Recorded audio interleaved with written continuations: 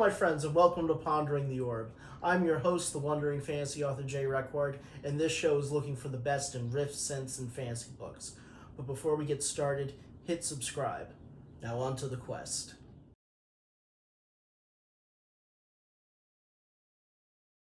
A Lord of the Rogues of the House podcast, a veteran author of sword and sorcery tales that you'll find in this collection, Matthew John has been working 10 years to be counted among the best. He is now ready to conquer the world with his new release, To Walk on Worlds, which is chock full of fantastic characters, action, and dread magic. Pick this up now. We're going to read The Circle, taken from To Walk on Worlds by Matthew John. The Circle by Matthew John. Mid-Autumn, 152 CE, Western Partha. Nihilus stroked the fletchings of his two remaining arrows and sighed. 2 arrows could kill 2 men, sure enough, but there were 3 haunting his steps. Like baying hounds, they whooped and howled while he cowered in the shadows, gripping his bow and shaking fists, guts turned to liquid from fear. These were no mere thugs. They were seasoned killers, each of them given grim titles for grim deeds. 2 arrows would not be enough. Thrashed by needles and stones, his bootless foot was numb save for a dull throbbing. He failed to pull on his second boot before fleeing the campsite, and would gladly trade both arrows to get it back. They were simple luxury boots, one too often taken for granted. Funny how impending death made a man appreciate the simple things. Reaching the top of a bluff, he scanned the forest below. The hunters were nowhere in sight, but he knew his panicked flight would give them signs. They would soon catch up. And then his fingers found nothing as he reached for his knife. He had left that by the fire, too, right next to his boot. Fuck. Defecting had seemed a good idea on the eve of an unwinnable battle, though if he had known the commander would send these persistent dogs, he might have chosen to die with the others. Nihilus's life could be measured in bad decisions. Here he was again, outnumbered, unarmed, and losing light. As the sun sank, he caught his breath under the long shadows stretching from the west. In the hills beyond the trees, black mounds rose up from the earth like broken teeth. There was something unnatural about their silhouette. Too many perfect angles. Might be the ruins of an old fort, he thought, or remnants from the age of gods. Maybe there he could find a hiding spot, or at least higher ground to give these bastards a proper fight. He hobbled off into the woods, wincing every time his naked foot met a sharp stone or branch. Darkness thickened beneath the canopy. The taunts of his pursuers fell silent, replaced by the steady hum of crickets. With each crunching step, he cared less for stealth and more for the promise of shelter, however dubious. As he drew close to the structure, he realized this was no mundane creation. The greenish color was the first clue. He had never seen such stone before, if stone it truly was. Its smooth texture and rounded contours reminded him of the shaping power of the sea. Being 1,000 miles from the closest ocean only enhanced its alien qualities. Then there were glyphs and signs etched deep into its surface, perfect in every contour, uniform in their precise size and shape. Ancient man could not have achieved such exactness, such finesse. Only the gods were capable of such work. Ruins like these could be found all over this primordial forest, as far west as the Old Road, and as far east as the Saradoon River. Those with even a small measure of good sense shunned them entirely. Only those with the most avid curiosity dared trespass. Only fools, or those like Nihilus, who had no fucking choice. As he approached the foreboding structure, he caught a whiff of burning wood and froze. Peering ahead, he spotted a fiery glow emanating from somewhere within the wall of ancient stone. A campfire, maybe? What kind of fool would... A branch snapped behind him, and he whipped around in time to eat a fist. The blow struck him square in the mouth, knocked him sideways, nearly sent him to the dirt. He looked up through watery eyes to see another fist coming down, this one gripping a nasty blade. He knocked the arm aside and lunged forward, baring his teeth like a wolf. In the split second it took to reach his attacker, he recognized the man as Gregan the Butte, an ironic moniker, for the man was ugly as sin. Nihilus crashed against him and gnashed at his throat. The brute's beard protected him for a moment, but Nihilus's aching jaw soon found the warm flesh of his neck.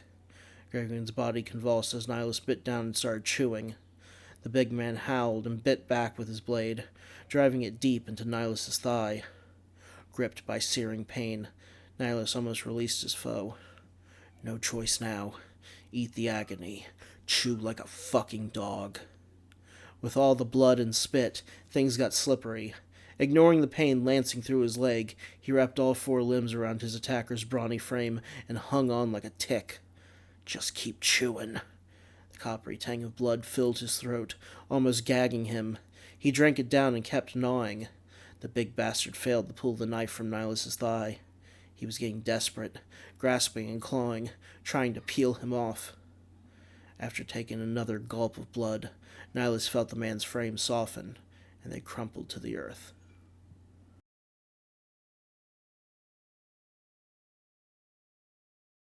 Our next story is by me, J. Requard, and appears in the 9th issue of Mystic Mind magazine, which was released this past May of 2024. Within this great publication, I present you a tale of a wizard, an assassin, and how far the bounds of duty go within the heart. Inspired by Tolkien's Blue Wizards and the passionate action of Robert E. Howard, this is Among the Poppies. And before we get started, please support Mystic Mind magazine through their Patreon, which they are using to build the magazine to the point where they can pay authors and give way more opportunities to authors like me. And now, this is Among the Poppies. Among the Poppies by J. Requard. The East, in the present.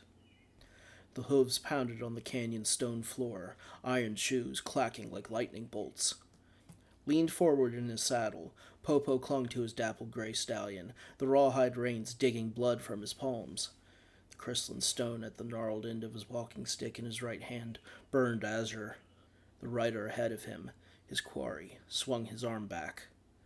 Metal points flashed in the gloom. His horse Clive lowered his head, an action Popo mimicked. Hunkered against his steed's driving shoulders, a dart ripped into the navy fabric of his cloak, almost touching the flesh of his arm. 3 more wheeled overhead. The canyon narrowed. The climbs on both sides blocked the midday sun, leaving a lighted end where flower fields waited. The cunning assassin known as Lark outpaced the wizard, faster on his roan than the gray giant Popo rode upon. "On, old chum," Popo said in his graveled voice to Clive. "Don't let her beat you at your ripe age." The lathered animal grunted back. Lark disappeared outside the canyon's mouth, and for a breath sunlight claimed Popo's vision before clarity restored the world. Hills of orange poppies crowded on all sides, swaying under a cloudless blue sky.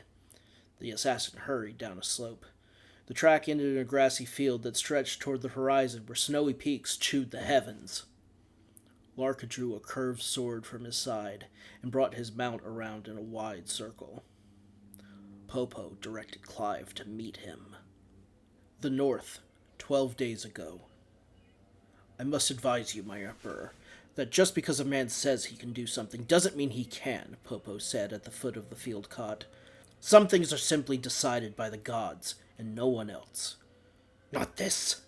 The road-stained horse lord clutched the hand of the young man who lay on the stained silk mattress. His eyes stung to slits by his tears. He fixated on his only child. "Not here!" Popo had stitched a gash a sword had opened across the prince's chest, past the sternum in his right rib cage, and removed 3 arrows that had stuck in his back upon retreat, trying his best to extract every little bit of debris. The wizard had cauterized the wounds using a torch, iron pins, and some boiled pine sap local to the region. Several linen poultices, bulging in wet herbs and tinctures, dotted the line of swollen red flesh. The prince's fate rested in the hands of waiting, a terrible pastime for warriors. Still clad in his studded riding harness, the horse lord had cast away his helm and sword, bow and quiver, reduced from a bloody murderer to a pleading parent. Popo knew his current employer, a strong chieftain to numerous horse tribes in the ancient East, would seek any measure to bring his half-dead scion back to health. Employed or unemployed, Popo remained a healer first, wizard second, and never a liar. He would not, could not, do any more without risk to his patient. "More magic, wizard," the Horse Lord demanded. "I'll send this apothecary away if you use more of your magic." "I've used all the necessary spells," Popo replied, reaching up with an aged hand to tug his white beard in frustration. "And my skills as a surgeon, which are highly experienced and exacting. And my herbs, of which I carry more than any apothecary you could hire. The problem isn't whether your son has been healed, my emperor, but how long the healing will take. He has been through a great shock, and must be allowed to "There's no time for rest!" the father shouted. He pointed at the wizard with his free hand, his blackened finger covered in grime. "The Horde needs their hero so they may fight harder, longer than those damned cultists you craftily sent me against. Oh, don't try to be furtive, Popo. It isn't becoming. Look me in the eye, braggart!" Popo ignored the thug's goading, no matter how much he huffed and puffed. He stood like a post in his blue rags, unmoved by the passion of a desperate man. The Horse Lord opened his ugly mouth to speak, but the next wave of tears appeared instead. He dropped the offending finger. Try as he did to glower, he failed against the sobs leaking out. "Please," he said at a whisper. "Please save my boy. My boy, wizard." "I've done all that's possible," Popo whispered, placing a gentle hand on the grieving parent's shoulder. "Then there's no folly in a second opinion." A figure had broached the opening of the prince's great tent. Wrapped in scarves of red and white, atop a linen robe with open, flowing sleeves, a man with the cinnabar complexion of the South met Popo's stare with a calm but confident smile. He carried a large case at his side. The stranger offered his hand. "Mr. Lark, traveling apothecary. You must be the famed wizard Popo." Popo did not reciprocate the greeting. "I have removed the arrows from the prince's ribs and sutured the laceration across his chest. He is fortunate his lungs are intact. He has been dosed with muscaria and cannabis to numb the worst of it, but I have held off on opium due to the bleeding. I suggest whatever you do, it should be minimal, as he—" "You're not the one in charge, wizard!" The Horse Lord barged in, almost shouldering Popo to the side to make way for Lark. "And I didn't call you to converse with him. See to my son!" That sheepish grin deepened on the apothecary's handsome face as the ruler of vast hills and plains dragged him to the prince's bedside. Not showing displeasure, Popo simply watched out of concern as Lark took the Horse Lord's stool. Lark pried open the latches of his case, unfolding the hinged lids to reveal a box divided into multiple sections and filled with herbs Popo identified on sight. Nothing out of the ordinary. Inside the lids were fastened various tools for preparing and administering tinctures, injections, and potions, and one side contained the alembic needed to produce distillates. "Exquisite stitching," Lark said. The comment drew Popo's attention away from the apothecary's case. "Pardon?" The newcomer nodded toward the prince's chest. "Your sutures. The very best I've seen, to be honest." Lark lifted one of the prince's hands, studying the calluses worn by sword hilts and bowstrings. He traced his finger inside the patient's arm, tapping at the elbow and shoulder to gauge nerve responses. "What mixtures have you given him?" Lark asked Popo, resting the arm back into its proper place. The prince groaned, wincing as he stirred. Popo started forward, both to take cover and block the Horse Lord, who almost leapt out of his boots as his son whined. "Careful!" Unbothered by their crazed host, Lark waved them off. Wait, he whispered, like a mother chiding her children. The prince grunted more sad, painful sounds in the back of his throat. A tense pause passed before he fell back into his stupor. Rising from the stool, Lark faced the Horse Lord. "My emperor," he said, almost jubilant, "I have wonderful news. Indeed, the skill of your wizard is undisputed. I can say with sincerity and assurance that your son is in the best possible state he can be. At this point, per his physician's orders," he nodded to Popo with a friendly grin, "it would be best to let him—" The Horse Lord burst out in anger, shaking his fist at the roof of the yak-hide tent. "Damn you and all confounded conjurers! None of you know the needs of a glorious nation! To see their prince, their god in blood, brought low!" Smacking his forehead, sorrow racked his face in tightened anguish. "One of you do something!" Popo sighed, distraught by his patron's state no matter how much he despised the man. Silent for the lack of available options, he stood stoic, as expected by the Horse Lord's brutal steppe culture. Lark had no such understanding. "My Emperor, if I may." "You said yourself there's nothing more to be done," Popo interrupted. "It would not serve to give my Emperor false hope." "Quiet, fiend!" scolded the Emperor. Talk, apothecary, and make it better than what this one was going to say." He gave a pointed look to both men. "Or you two will end up in the fields tonight, without beds and without your lives." The East, in the present. Popo brandished his walking stick as he and Clive stormed down the bright knoll, its illuminated end dampened by the sun. His faithful steed aimed for the shallow ditch between the hill and the poppy field. The wizard kept Lark in sight as the assassin angled to assault them at its edge. Popo held high in the saddle, goading Lark to cut at him rather than his horse. He screamed curses in ancient West tongue, shaking his stick like a club. The killer rode past, his slashing blade too far to reach. He carried on straight as the assassin went a short distance before doubling back. Popo hooted at his horse and gave a slight tug on the reins. Clive banked wide to bring them face to face against their quarry. Lark halted first, then Popo. They watched each other from afar, paused under the noonday sun. The assassin waved his sword in challenge. He started forward at a canter. Popo drove Clive onward at a heavy gallop. The wind, the sun, and the poppy sea shimmered as the assassin pointed his sword in a lancer's guard. Popo kept upright as Clive mustered their full weight forward. He dropped the reins and took hold of his walking stick in both hands, assuming a horse raider's pose. They passed within a foot of each other. Lark lashed a viper strike, arcing low for an arm. Popo snapped his stick out in riposte.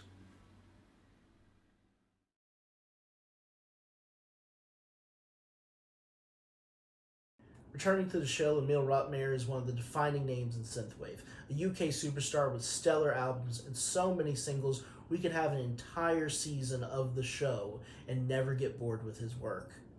Playing his new single V.O.L.T, which was released last month, this is Emil Rotmeyer.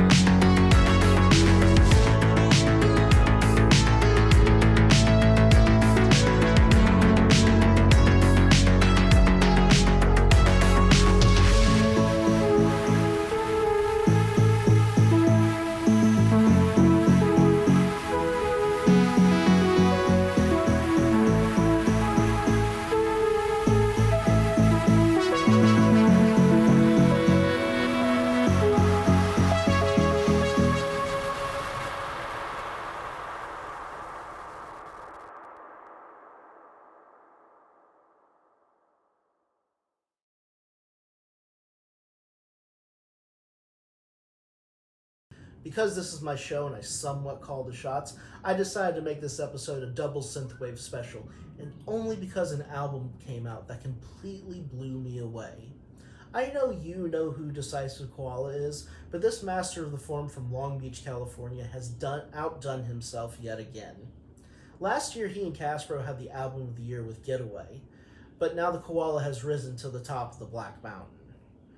Views is an expression of synthwave in its purity, with style and sound indelible to its composer, but there's not an ounce of filler on this album. Go listen to this album. Taken from the new album Views, this is Escalate by Decisive Koala.